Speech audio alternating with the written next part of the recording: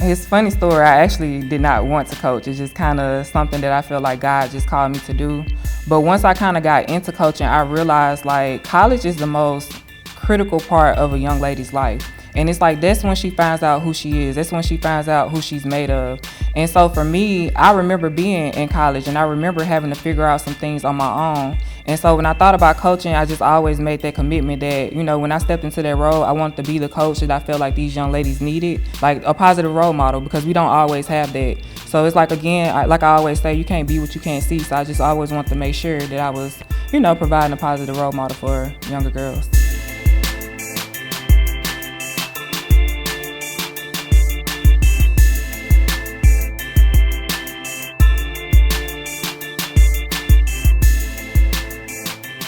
Welcome to Conversations with the Community, where voices of purpose, passion, and progress come together. I'm your host, Gabe Barber, and this podcast is dedicated to the activists on the front lines, the students and athletes from grade school to the pros, and to every leader looking to make a change in their communities. Here we dive into real stories, real challenges, and real victories as we use these experiences to help make brighter futures. This is Conversations with the Community. Today we're kicking off this episode with an accomplished athlete and coach. Not only an accomplished athlete and coach, but somebody I have the pleasure of calling my friend. She's a Meridian, Mississippi native, a Foreign Region Player of the Year, a two-time Clarion Ledger Danny Dozen selection, a ASUN Freshman of the Year, a Defensive Player of the Year, and a professional basketball player. Now one of the greatest minds in college basketball, my friend, Kayla Gordon, a.k.a. Miss KG. Welcome to the show. Well, thank you for having me. It's a pleasure to be here. A lot of young athletes see success, whether it be on social media, whether it be the storytelling, but what they don't oftentimes see is the work, right? Growing up in Meridian, Mississippi, what did that work look like to you behind closed doors in high school? So for me, high school it took a lot of hard work, a lot of discipline behind the scenes because I come from a single parent home. And so my mother wasn't able to do a lot. So I had to, pick up a job and things like that. So it kind of cut into the time that I had to really pay attention to basketball. So it's like at a young age, I really had to develop a discipline to, continue to work and put the work in, even when people weren't watching me. So who were some people that helped shape you at a young age into having that discipline, obviously creating that drive and that passion? Because sometimes it's things that you could say is kind of self-taught, but who are some people that may have helped you early along the way? I give a lot of credit to my mom and my brother. I only started playing basketball because of my brother. My grandmother as well, she was very strict growing up, so she really taught me the importance of discipline at a very, very young age. And then I had a lot of coaches, a lot of my community, a lot of people just kind of put their hands around me and allowed me to blossom into the person that I am with their support. And what's crazy is, you had an amazing high school career, but even after high school, you went on to Jacksonville University, and you left as one of the most decorated players in Jacksonville's history. Over 1,200 career points, more than 1,000 rebounds, conference honors, championship appearances. When you look back at your college career, what accomplishment means the most to you? So for me, as you say, I do have a lot of statistical accomplishments. But for me, the most important thing when I look back is just the impact that I left on the community. Going back and realizing that I'm still being remembered for my hard work, still being remembered for my relentlessness and my character. Like that's something that really leaves, it makes me the happiest because it's like that's something that you can never forget. Records can be broken, but the impact that you leave, it lives on forever. And not only that, with those accolades, you're the only player in school history to have over 1,000 rebounds, right? How? Because what people don't know is the position you played was pretty much an undersized big, right? You were listed at 6 foot tall. You wasn't super tall. What was it about rebounding that was attractive to you that made you be able to, come into the player that you was when it comes to rebounding? So if I can be honest here, when I was younger, I realized that a lot of guards didn't like to pass the ball to post players. And so as I'm sitting here and I'm looking at them not pass me the ball, I'm thinking to myself, like, I can't wait on anybody else to go get what I want to go get.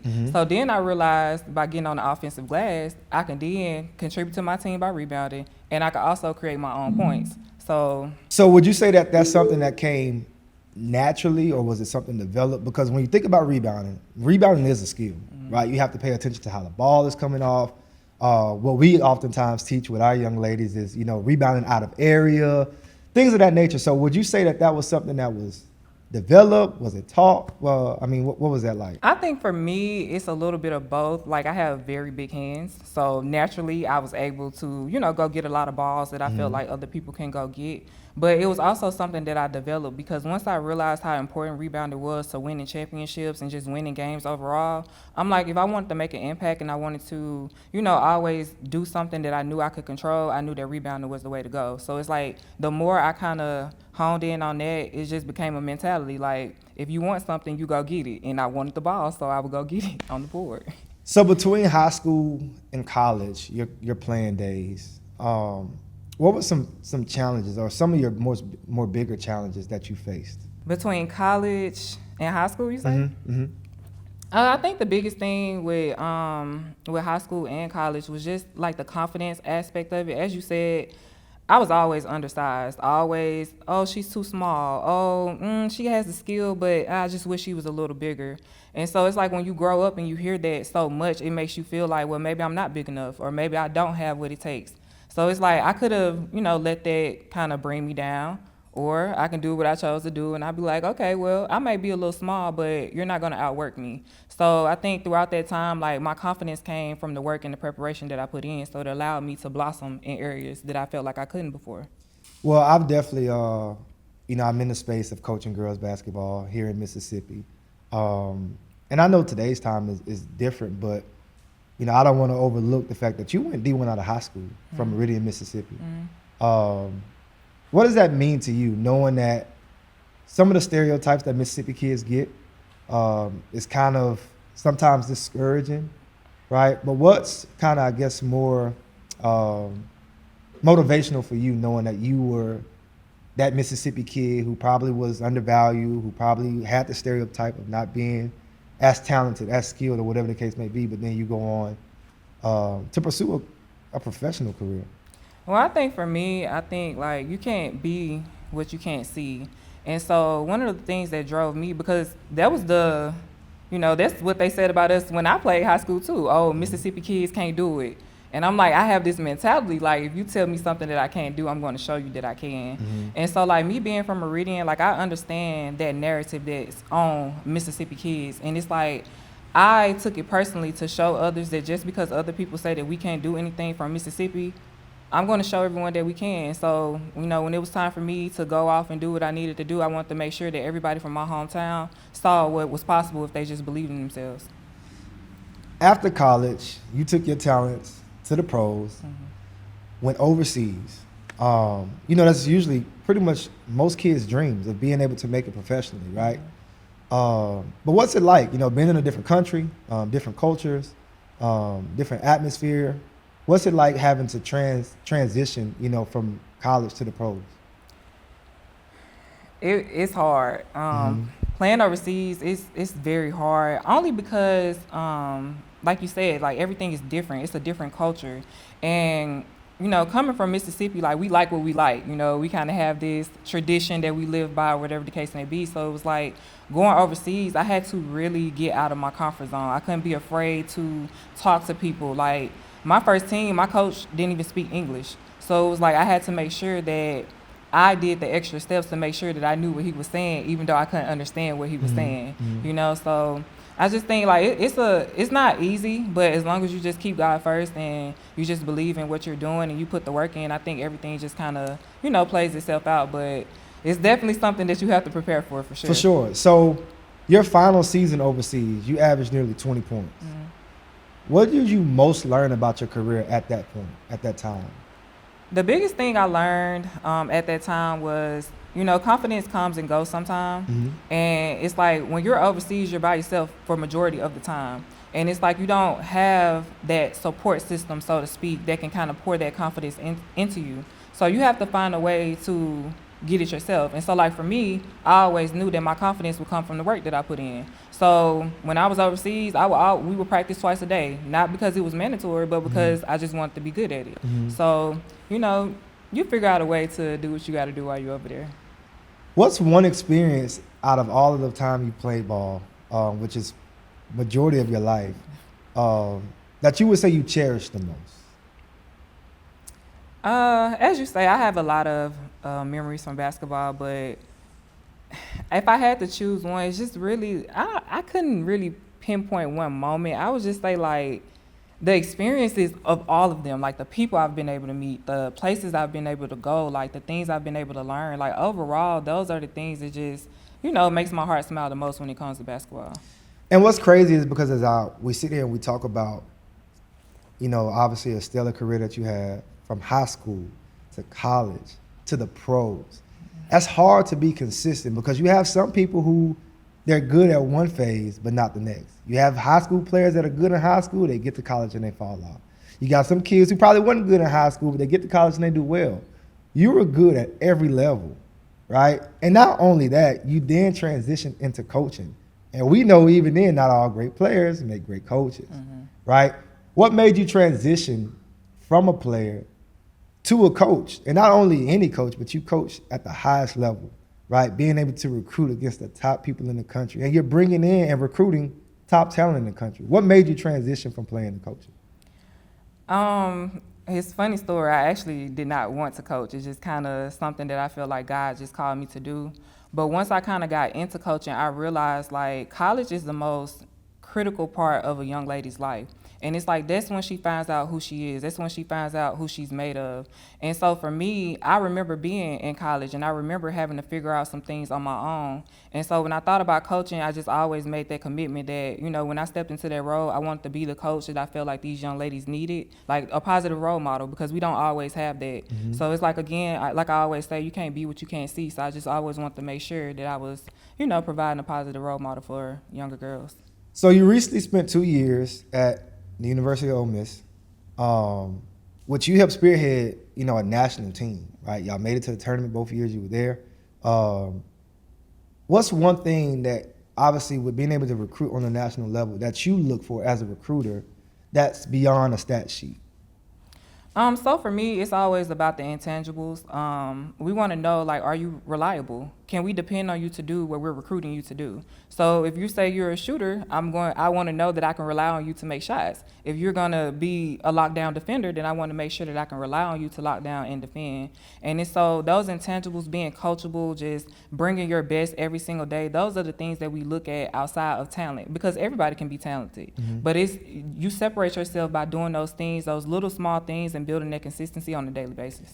If you could speak directly to an athlete right now, what is it that you would tell them that college coaches look for? Because it's a different dynamic now when it comes to especially high school kids that's being recruited because of the transfer portal and just all of the different factors that's going into it right now.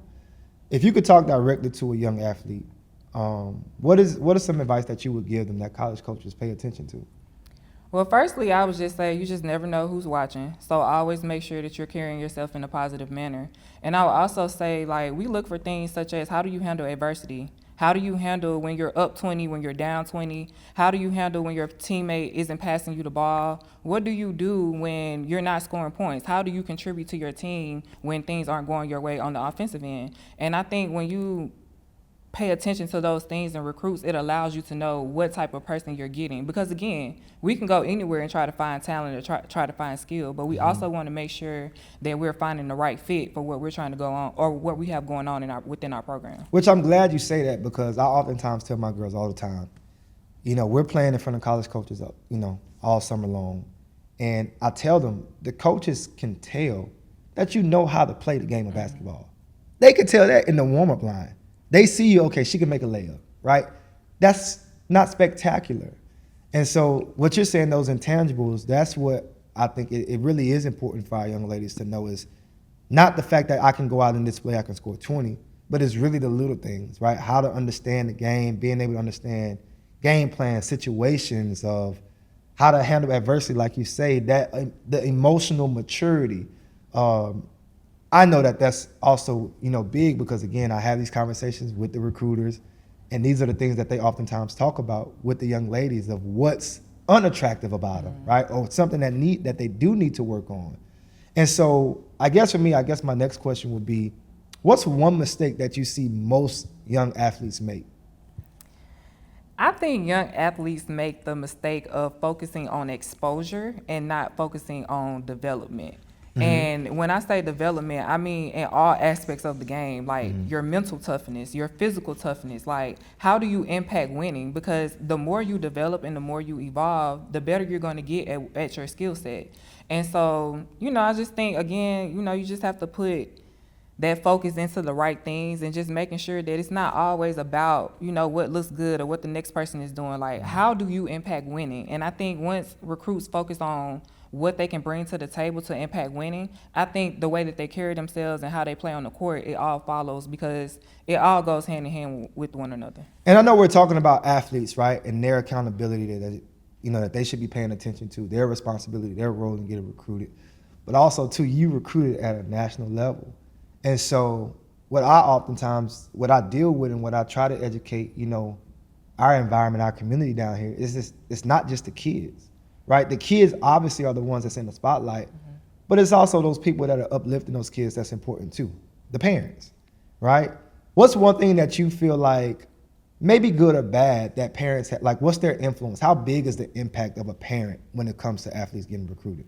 I think a parent's influence is very big. And the thing with parents, sometimes I think we all want what's best for our kids. It's human nature, But I think sometimes we get so focused on my kid that it kind of hinders them from being the best version of themselves for the team. Because at the end of the day, they're part of a team. So no matter how talented they are, or what you think they should be doing, or how they should be doing it, it's all about what's best for the team. So I think, as parents, and not just parents, but role models or whatever the case may be, I think sometimes we just have to zoom out and just make sure that everything that we're doing is for the greater good of not only our kid, but also the environment and the program that they're a part of. Absolutely. And the one thing I can say, the girls' game of basketball is growing. It's growing, it's becoming attractive. Like, I genuinely enjoy watching girls' basketball, and it hasn't always been that way. Right? And so you see the game growing at the high school level, you see the game growing at the college level, you see the game growing in the pros. It's becoming obviously more financially effective for, a lot of young ladies where they're being able to come out of high school and make a pretty good living, right? And so seeing that, what excites you the most about the girls' game today? I think what excites me the most is just you can go anywhere and just see it. It's like when I was growing up, you really didn't see a lot of girls basketball. And it's like you kind of get in the mode where you kind of get deterred from playing basketball because it's like you really don't see like a lot of success stories. So now with the increased visibility and, you have different role models, people who are stepping up and just showing them like, okay, women's basketball, it's a good thing. I think, again, it gives our younger generation more hope of the possibilities that they can achieve by way of basketball, the people that you're going to meet, the networking, the places you're able to travel. I don't think all of that was on full display, when I was growing up. So I think now it's just the sky's the limit for our younger generation, and I think they have more of an opportunity to see that for themselves. Who would be an athlete that you would feel like is highly recommendable that a young athlete should pay attention to, should learn from, to use as that influence or that encouragement? Me personally, I'm going to say Asia Wilson. And the reason why I say Asia Wilson, I've seen her play like, just the way she carries herself. She's a dog. And it doesn't matter like what day it is, who has anything to say. Like, she shows up and she gives her best every single day. And she's not afraid to be the star, like she's not afraid to come out and do what her team needs to do to win. And she's also not afraid to hold her teammates accountable when she feels like they're not doing what they need to do. So I just think, Asia Wilson, what she's doing right now, like the people that she's touching, the brand, everything, the recognition that she's getting, I think is something that young athletes should definitely pay attention to. That's good. Well, I kind of want to switch it up a little bit. I want to ask you some rapid fire questions. Okay. All right. Who was your favorite player growing up? My favorite player growing up was Ray Allen. I love Ray Allen growing up. Ray Allen, which is, I mean, I'm a Ray Allen fan. He could shoot the pill off the ball. But how in the world is Ray Allen your favorite player and y'all's playing styles were different? I'm much different, but he was a dog and he was clutch. He was. And he knew how to do what he needed to do to win championships. So I appreciate that a lot. The best coach you've ever played for? I played for a lot of good coaches, but the one that I would recognize right now would probably be Burnell Wesco. That was my AAU coach in high school. Mm-hmm. I thoroughly enjoyed playing for Coach Wesco. The hardest player you've ever guarded? Oh, that's hard too. I would go with Kiana Farmer. She played at North Florida. It was a rival school in college. The favorite gym you've ever played in? Hattiesburg. I got buckets in Hattiesburg. Really? Hattiesburg High School. Favorite gym? No. Can I change that answer? You can change I'm it. You actually can going to change say Swisher Gymnasium. That's my home right there. That's the gym that I played in at Jacksonville. I scored a lot of points, pulled down a lot of rebounds in that gym. Favorite pregame meal? Spaghetti and meatballs all day. If you were not coaching basketball, what would Kayla Gordon be doing? Well, this answer may shock a lot of people, but I was actually going to school to be a doctor before I got into coaching. So What kind of doctor? Orthopedic. I wanted to be an orthopedic. Well, I originally wanted to be a physical therapist, and then I saw, well, hey, it only takes one extra little year of school, maybe, give or take. So I'm like, I'm going to go and be an orthopedic doctor. So that's what I was looking to do. One word that people use to describe you? A dog. Dog, that's one word. What's one word you would use to describe yourself? Resilient, for sure. Resilient. I could say one word that I would use to describe you. You gave me that look like, what? Our friendship is so crazy. It's very deep. And having good friends is important. And I would say loving. Like your love, your support, it is so crazy. Like, you'll go through a wall for somebody you love. And that's the word I would use for you. Oh, that's nice. Thank you. One of the goals of this podcast is to inspire the next generation. And so when your story is all said and done, what do you hope people remember Kayla Gordon for? When it's all said and done, I want people to remember that no matter what life threw at me, I never gave up. No matter how hard things got, no matter, how many disadvantages I came up against, I just kept showing up. And I just want people to know, like, win, lose, or draw, you put that work in and it'll repay you in either way, you decide to. But I always want people to know that I just never gave up. And speaking on never giving up, obviously that comes with, trials and tribulations, right? And I'm sure you've experienced that within your course of playing, right? And I don't want to sound too cliche, is because of course, people that watch this, they'll hear a lot of the same things that they may have heard somewhere else or heard their family members say or a coach say. But what is something that you would give as far as advice to a kid who might be doubtful, to a kid who's lacking confidence, to a kid who's, I'm not going to lie, I was an athlete. We all have that moment when we hit that wall. Is this what I want to do? Is this something I really want to pursue? Because it gets hard, right? Whether you're working out, whether you're putting the time in, getting up out of bed, sacrificing, doing stuff you want to do with your friends. What's something that you would give that young athlete? If I could tell a young athlete anything, for one, keep God first. Anything that you decide to do, God will always put it in your heart. You ask him to put it in your heart and lead you in the right direction, he'll do that. Mm-hmm. And I also think the work always, like the game always repay you. So whatever work you put in is the work that you're going to get out. So if you want to be great at something, you have to make sure that you're putting the work in consistently every single day. And I talk about this all the time, the importance of discipline. I don't feel like you can get anything in this world that you want without discipline, because you can't go get, if you want something, you have to continue to put the work in, and you can't continue to put the work in unless you build a discipline to do so. And speaking on that, because that is so important, and I'm glad you said that, because discipline is something that goes beyond what most young athletes see. Most young athletes today, they're being told when to wake up. They're being told when to go to sleep. Mm-hmm. They're being told when to go to class. They're being told everything to do.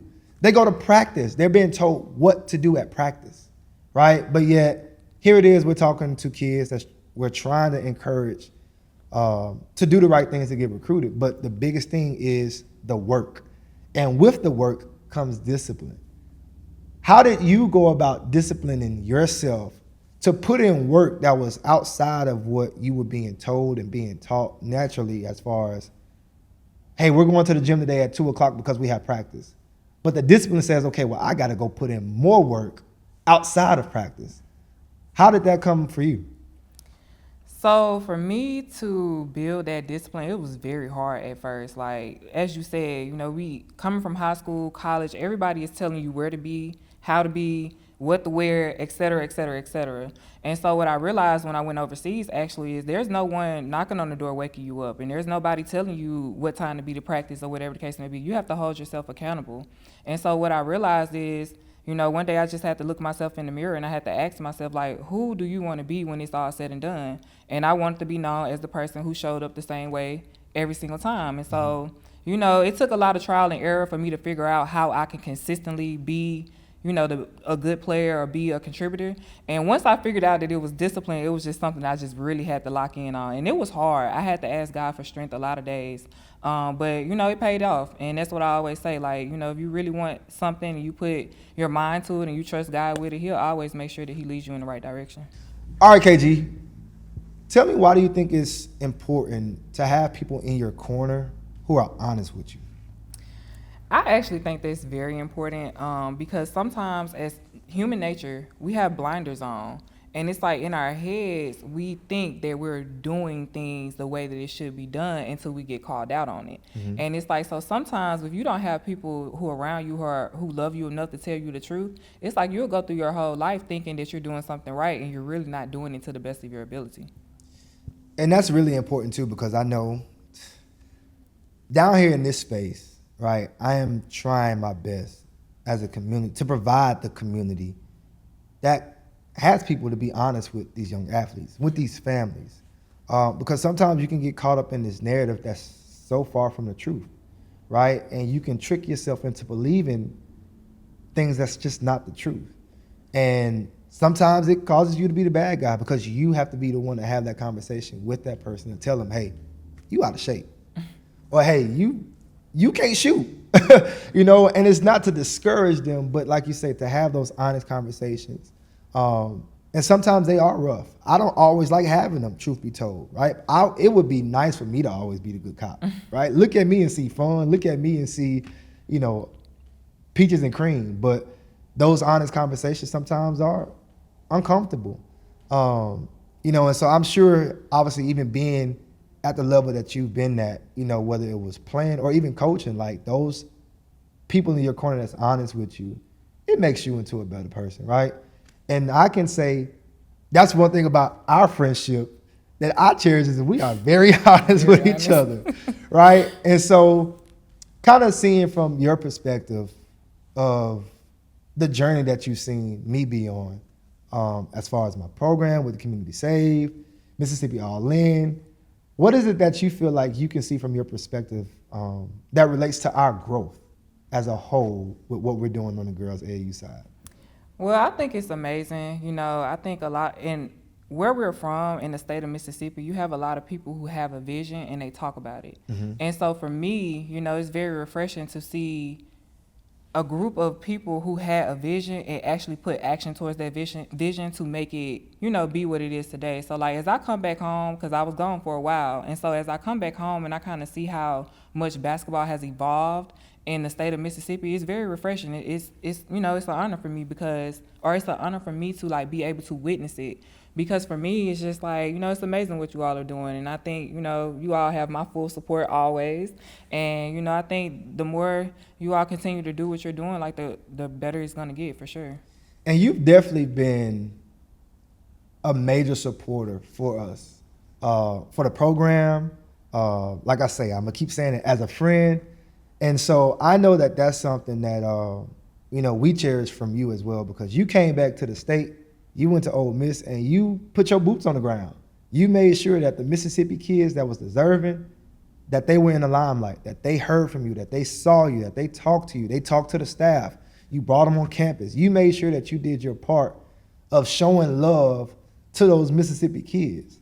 And so being that you were very passionate in what you do, what's one thing that you can say you would like to see more of in our communities, something that may help our communities in certain areas? Obviously, you even being from Meridian, the things that you grew up seeing, the things that you still see, and overall just the state? What is it that you feel like you would want to see more of?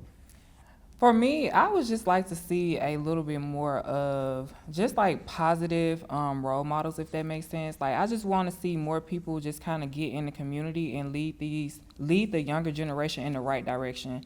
I think in the state of Mississippi, there's a lot of people who have this mindset that, you know, it's okay. Like, this is all right. As long as we do just a little bit, like, we're gonna be okay. But it's more to life, And I think I would just like to see more people get out of their comfort zone and show the younger generation what happens when they trust themselves and just kind of step out on faith a little bit. And I think the more that we do that in our community, the more leaders that we will continue to evolve. There's one thing I feel like too that's important, because there's so much that we put into other people, right? And sometimes there's different reasons why we do. I want to give you your flowers because the scripture says the dead know nothing. And I would hate for it to be too late before people who are deserving to hear good things about them, right? And you have been, like I say, a great friend, a major supporter. I've watched your journey, and I've seen how even in your highest moments, you remain humble. Even in your lowest moments, you stayed encouraged. And so that's motivating to me, and I'm sure for anybody else that's watching, I'm hoping it's motivating for them too. Who are some people in your life that you've seen that you would like to give flowers to? If I can give flowers to anybody right now, it would definitely be my grandmother. My grandmother is 99 years old, and she is still fighting with every ounce of strength in her mind. So it's just like to see her be able to continue to fight and continue to be the stronghold of our family that she is. I can't give up because it's like there was a time where my grandmother had to walk 7 miles to go to school because of she was born and raised in Meridian, Mississippi. So it's just like to be in this position and to be who I am because of the values and everything that she's instilled into me. It's like I don't think I give her enough flowers. And it's like I wouldn't even be here having this conversation with you if it wasn't for the roots that she established in me. One of the reasons I wanted you to be on the show today was far more because of the athlete that you was.